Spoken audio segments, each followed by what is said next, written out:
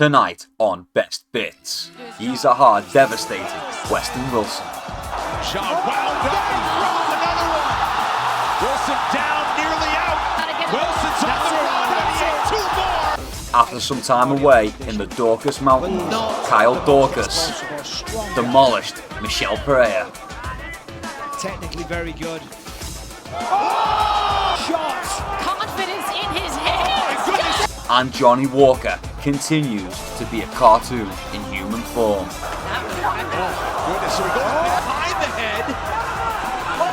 Walker raining down blows. Welcome back to Best Bits. Tonight we're taking a look at UFC Fight Night Shanghai, Johnny Walker versus Zhang Yang. I'm going to be giving my reaction to all the fights. Pretty decent night, made a tidy profit myself, hope you did too. First fight of the night, Uran Sadabaldiev versus Daya Ngozi.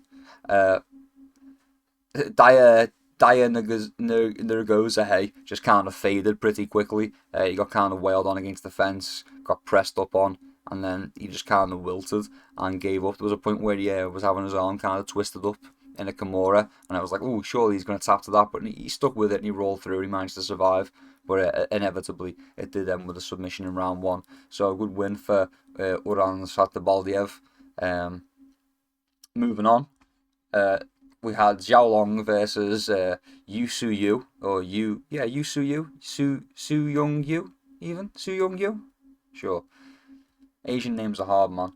Su Young Yu won it. Had a pretty fair height and reach disadvantage. I said this in my prediction video.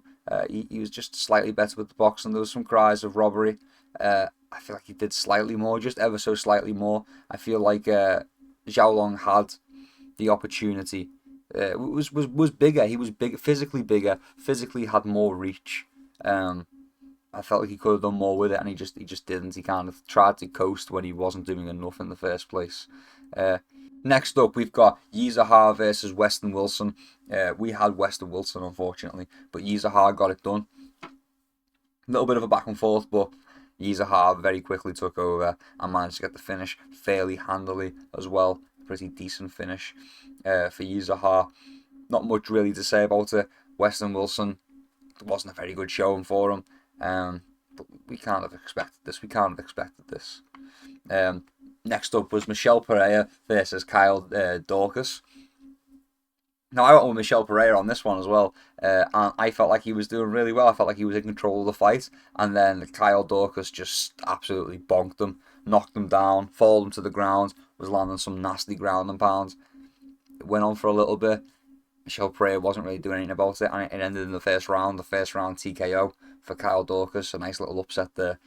Pretty crazy if you ask me. Next up, Rong Zhu versus Austin Hubbard. A decent back and forth. Austin Hubbard put up a good fight, a better fight than we were expecting from Austin Hubbard. A decent little scrap out of Austin Hubbard, if I can get my words out. A decent little scrap out of him. He fought hard, but it just wasn't enough, and I think he was outpointed. It was a fairly good outpointing. Rong Zhu won that one by decision. Fairly interesting fight, a decent little back and forth. Austin Hubbard didn't look atrocious for once. Austin Hubbard's the kind of guy that makes his opponents look good, I suppose. But it wasn't a terrible fight. It was an alright back and forth. It slowed a little bit at times, but it was an okay back and forth. It didn't kill the pace off. It was a decent scrap. It wasn't terrible. The next fight was Charles Johnson versus Lonnie Kavanagh.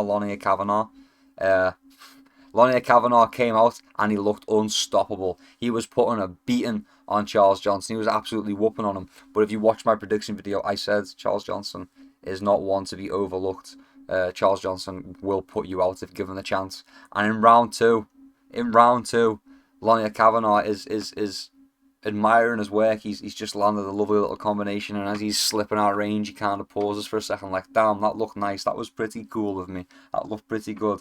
And Charles Johnson just stepped in, leapt in, and just threw a big loopy hook and absolutely slept Lonnie Kavanagh out cold in the middle of a fight where Kavanagh was running away with it. Kavanagh was running away with that fight. So, interesting one. Unlucky, Kavanagh, unlucky. But Charles Johnson gets it done. Gets the upset as well. Kavanagh, heavy favourite for this one. Charles Johnson just came in, absolutely upset that hype train, derailed that hype train. Next fight was Haisia Machete. I can't even say his name. Machete versus Gage Young. Another crazy back and forth fight. Gage Young managed to get the decision in this one.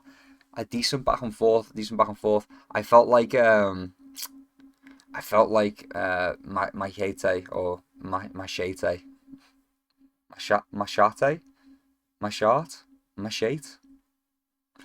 Managed to.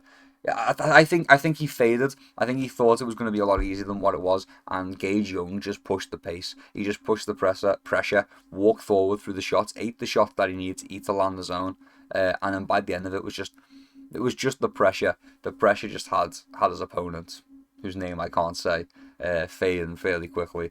I see fading fairly quickly. It went the distance. He won on points, but by the end of it, you could see he was tireder. And you'd see he kind of pushed his opponent to the brink. So a decent performance from Gage Young. A decent performance. A really good outing from Gage Young, to be fair to him. On to the next one. Another difficult name. Nitalek Nuraji versus Kiefer Crosby. This fight was a bit mad. So Kiefer Crosby's given him a good go at it.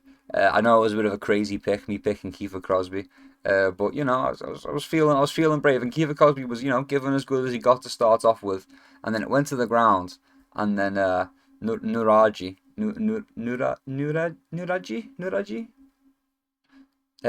just kneed him in the head, just big vicious grounded knee to the head, and Kiefer Crosby, instead of doing the sneaky veteran move of just being like, oh no, I can't continue, man, he's got guts, because he was like, no man, we'll carry this fight on.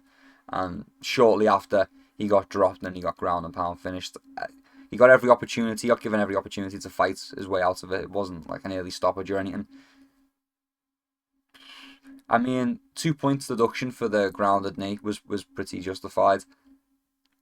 It just, you know, I would have taken the win. I would have taken the win if I was Kiefer Crosby. He clearly hadn't recovered from the knee either. It's a blemish on Nuraji's record as well. It's not like, sure, it's a first round knockout, but it's got the blemish of, yeah, but you softened them up with an illegal knee and got 2 points deducted in that round. So it's an interesting one. Next up, Sumadaji versus Kevin Borjas. A scrappy back and forth. Kevin Borjas just didn't have enough, man. He just didn't have enough. He was having a lot of trouble closing the distance, but Sumadaji, man, he had his fingers out. There was a lot of that on this card. Lots of like unchecked, blatant cheating. Just unchecked, blatant cheating throughout the card. Lots of fence grabs. I suppose some of them were addressed, but there was just a lot that wasn't addressed. There was blatant fence grabs. There was shorts grabs. It was crazy. Some dude nearly had his shorts pulled right off. I can't even remember which fight it was. I'd have to go back and check, but it's not that important. Lots of blatant cheating. In this fight, and we had Sumadaji just throwing out punches with his fingers splayed out, just right for the eyes of Kevin Borjas, or Borjas, however you say it. And I felt like it was a little bit unfair. He was already winning the fight, and he just continued to do it. He got multiple warnings throughout the fight to stop. I mean, they both did. Multiple warnings throughout the fight to stop flaring the fingers out while they were exchanging or while they were probing. And it just extends the reach too much of Sumadaji, who was definitely flicking those fingers out towards the eyes of Kevin Borjas, and Borjas did try and push through, but he just couldn't really get past the range, especially with those fingers being pointed at his eyes. He really couldn't get around it. So he got outpointed, and he did lose the decision. Next up, Sergey Pavlovich versus Waldo Cortes-Acosta. Now, I had Sergey Pavlovich winning this by TKO very early in the fight. Waldo Cortes-Acosta has a chin on him, man. There was a point in every single round where you were like, damn, Waldo Cortes-Acosta's got a chin, man. Sergey was landing some big shots. They were coming in, they were clashing. In fact, the first exchange, Waldo Cortes-Acosta actually headbutted Sergey Pavlovich, and it looked like it kind of fucked him up a little bit, like kind of hurt him quite badly, because he was holding his mouth open and kind of at a weird angle. There was kind of a bit of swelling around one side of his jaw. after it as the fight went on. It could have been from a punch as well, could have been a cumulative, but it seemed to be directly from the headbutt. So it was a bit of a worry there. I was thinking, oh God, I hope he doesn't like get hit there again, and then he's kind of like, ah! And then we're like, oh, okay, there's a weak spot, and we know where to aim for. But no, that didn't happen, fortunately. That didn't happen.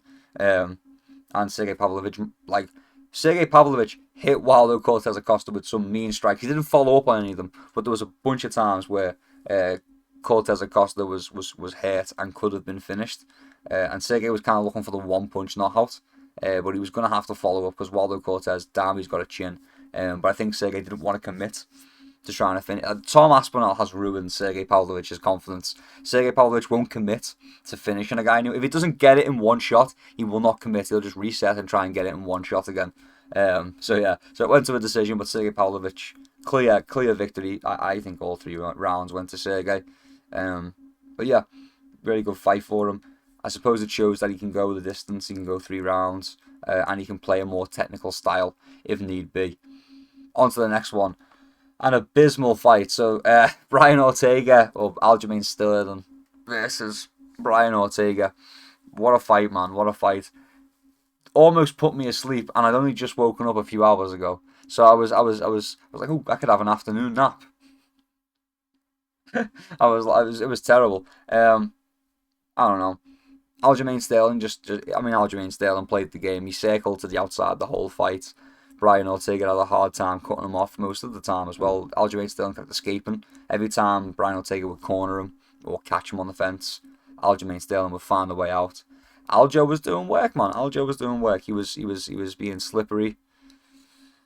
Yeah, it was a tough one. Brian Ortega didn't look good either. He looked like the weight cut had taken a lot out of him, and even though he moved up a weight division, it's not good.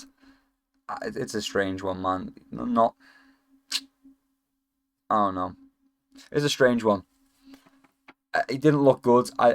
3 rounds, he just did nothing. He did nothing for the first 3 rounds. It was like he was terrified of gassing. And then in the last 2, he kind of turned it up. But it was too little too late. And Aljamain Sterling had won enough points just to coast. And that's what he did. He just coasted. And that's all he needed to do. I was on Twitter and I was being like, oh, he's going for Yusuf Salal's record for distance ran in an MMA fight. But what are you supposed to do if he's winning on the score? He just needs to play it safe, and that's what he did.